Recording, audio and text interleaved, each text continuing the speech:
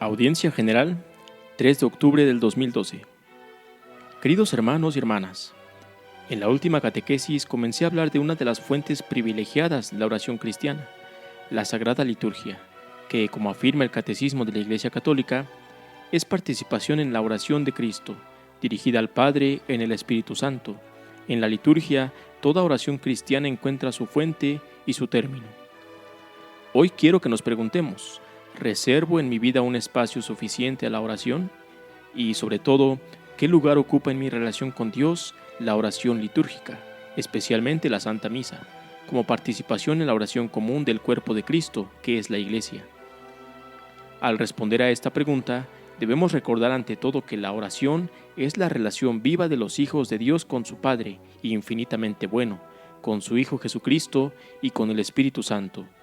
Por lo tanto, la vida de oración consiste en estar de manera habitual en presencia de Dios y ser conscientes de ello. Vivir en relación con Dios como se viven las relaciones habituales de nuestra vida, con los familiares más queridos, con los verdaderos amigos. Es más, la relación con el Señor es la que dona luz al resto de todas nuestras relaciones. Esta comunión de vida con Dios, uno y trino, es posible porque por medio del bautismo hemos sido injertados en Cristo. Hemos comenzado a ser una sola cosa con Él. Solo en Cristo, en efecto, podemos dialogar con Dios Padre como hijos. De lo contrario, no es posible.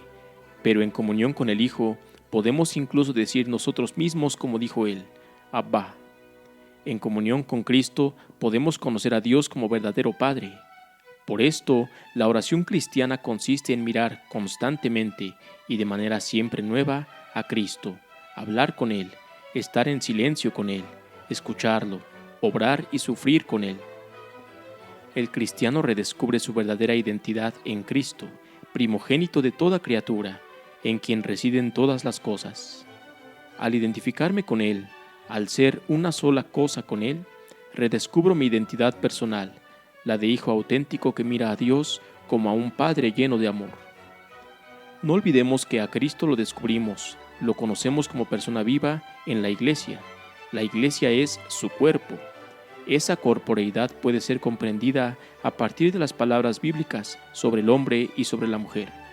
Los dos serán una sola carne. El vínculo inseparable entre Cristo y la Iglesia, a través de la fuerza unificadora del amor, no anula el tú y el yo, sino que los eleva a su unidad más profunda.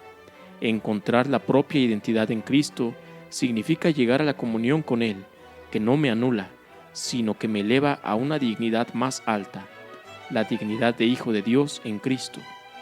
La historia de amor entre Dios y el hombre consiste precisamente en que esta comunión de voluntad crece en la comunión del pensamiento y del sentimiento, de modo que nuestro querer y la voluntad de Dios coinciden cada vez más. Rezar significa elevarse a la altura de Dios, mediante una transformación necesaria y gradual de nuestro ser. Así, participando en la liturgia, hacemos nuestra la lengua de la Madre Iglesia, aprendemos a hablar en ella y por ella. Esto sucede, naturalmente, como ya he dicho, de modo gradual, poco a poco. Debo sumergirme progresivamente en las palabras de la Iglesia, con mi oración, con mi vida, con mi sufrimiento, con mi alegría, con mi pensamiento. Es un camino que nos transforma. Pienso entonces que estas reflexiones nos permiten responder a la pregunta que nos hemos planteado al comienzo. ¿Cómo aprendo a rezar?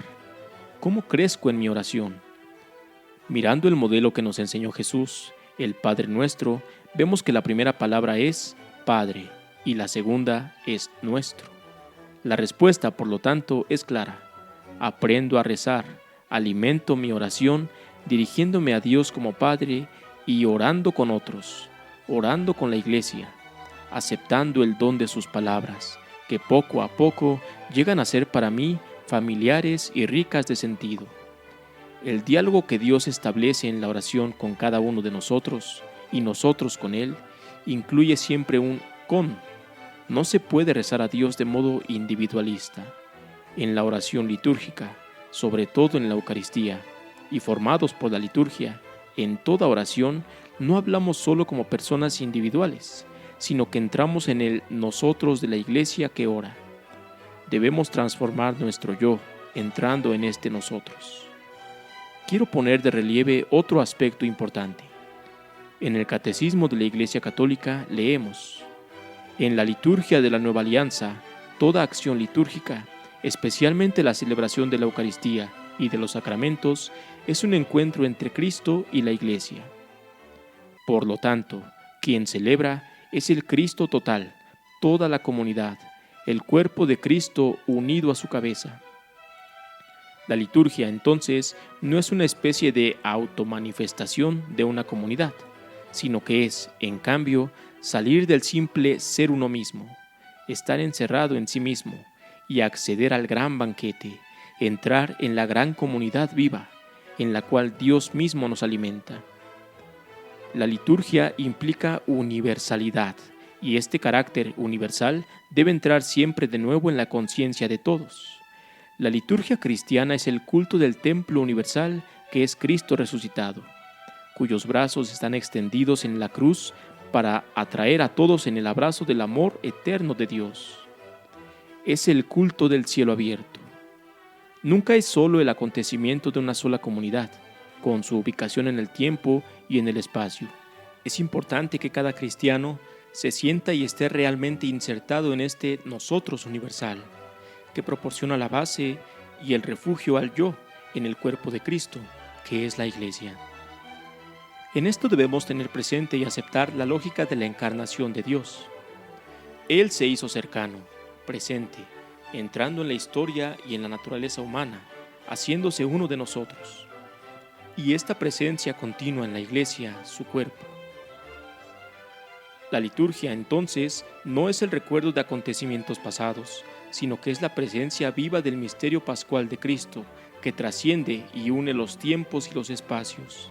Si en la celebración no emerge la centralidad de Cristo, no tendremos la liturgia cristiana, totalmente dependiente del Señor y sostenida por su presencia creadora. Dios obra por medio de Cristo y nosotros no podemos obrar sino por medio de Él y en Él. Cada día debe crecer en nosotros la convicción de que la liturgia no es un hacer nuestro o mío, sino que es acción de Dios en nosotros y con nosotros. Por lo tanto, no es la persona sola, sacerdote o fiel, o el grupo quien celebra la liturgia, sino que la liturgia es primariamente acción de Dios a través de la Iglesia, que tiene su historia, su rica tradición y su creatividad. Esta universalidad y apertura fundamental, que es propia de toda la liturgia, es una de las razones por la cual no puede ser ideada o modificada por la comunidad o por los expertos, sino que debe ser fiel a las formas de la Iglesia universal. Incluso en la liturgia de la más pequeña comunidad está siempre presente toda la Iglesia. Por ello, no existen extranjeros en la comunidad litúrgica. En cada celebración litúrgica participa junta toda la Iglesia, cielo y tierra, Dios y los hombres. La liturgia cristiana, incluso si se celebra en un lugar y un espacio concreto y expresa el sí de una determinada comunidad, es católica por naturaleza, procede del todo y conduce al todo, en unidad con el Papa, con los obispos, con los creyentes de todas las épocas y de todos los lugares.